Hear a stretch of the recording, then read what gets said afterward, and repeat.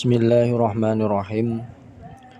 Al hadisu utawi iki iku ana hadis as-sadisu kang kaping 6. An Abi Abdillah diriwayatake saking Abi Abdillah. Ramane Abdullah An-Nu'mani yaiku Nu'man ibni Basyirin kang dadi putrane Basyir. Qala dawuh sinten Nu'man ing dawuhan sami'tu Rasulullah. Sami'tu midanget sapa ingsun Rasulullah ing utusane Allah. Yaqulu halid dawuh sinten Rasulullah ing dawuhan innal halala bayyinun.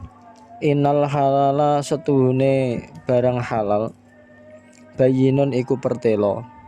Wa innal harama lan setuhune barang haram bayyinun iku pertelo. Wa bainahuma lan iku tetep ing dalem antarane halal lan haram mustabihatun utawi ana pira-pira perkara sing syubhat utawa jumbuh.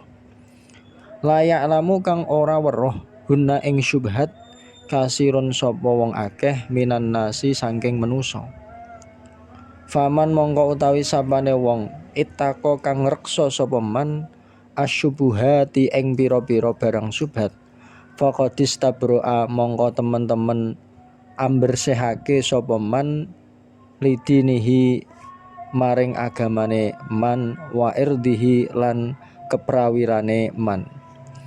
Lawaman lan utawi sapane wong wako akang tumiba sapa man tumiba fisyubuhati ing dalem pira-pira barang syubhat wako amangka tumiba sapa man fil harami ing dalem barang haram karroi kaya dene wong sing mangon. Yar'a kang angon sapa arroi angon haulal khima ing dalem kiwa tengene bumi sengkeran.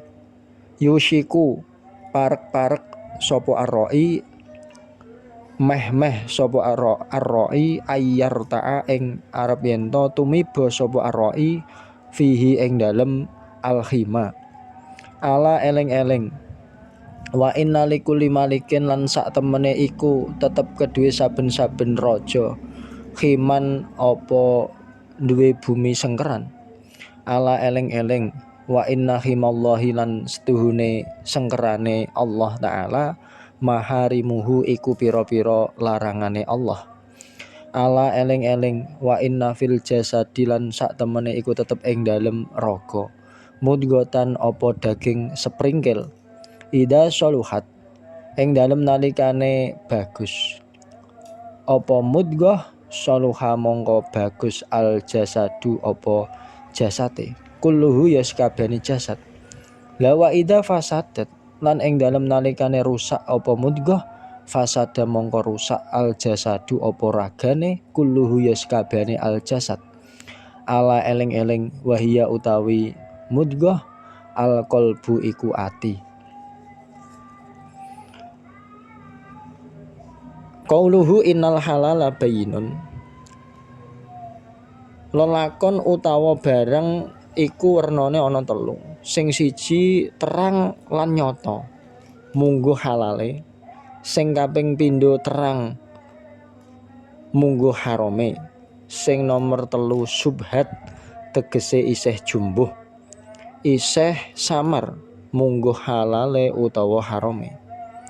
Mula yen ana perkara sing isih subhat iku apike didoi dijauhi sebab nguwatirake lamun tumiba haram.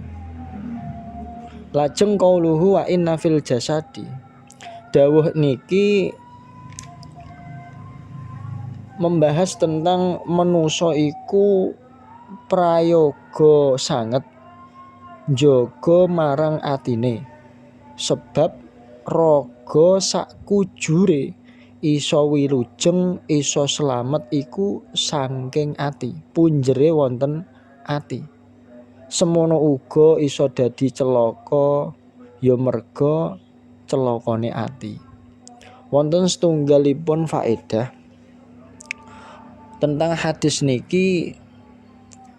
Pilih hadis niki niku nganjurake supaya kita tansah menggeluti kalian perkawis-perkawis ingkang halal, nebihi utawi menjauhi perkawis-perkawis ingkang haram, lan perkawis-perkawis subhat, saha ngati-ngati aja nganti nindakake perkara kang isa nimbulake alane penyono.